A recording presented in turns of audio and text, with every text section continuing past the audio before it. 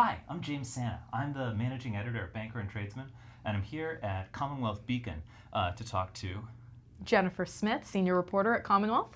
And Chris Lisinski, also a senior reporter here at CommonWealth. And you folks just wrote a really big, really interesting dive into the politics of rent control. So I guess just at a high level, start us off with what you found. I mean, it sounds like the issue is splitting the progressive side of Massachusetts into a couple of different camps.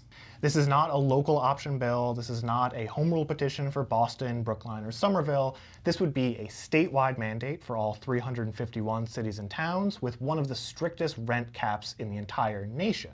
The fact that supporters are going so big with this has left a lot of supporters of rent control generally wondering, is this too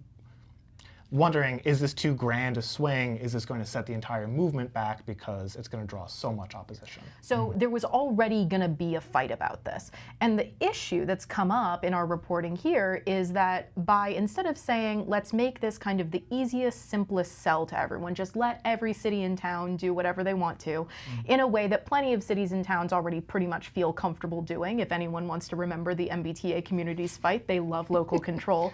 But instead of doing that by saying every single city and town has exactly the same one, it means that it might inadvertently lean into exactly the sorts of attacks that you see from these developers or these real estate angles to begin with, which is, well, you're trying to create this very strict rule for everyone regardless of whether or not it works. Does it feel like this is going to have knock-on effects for the amount of support that this gets?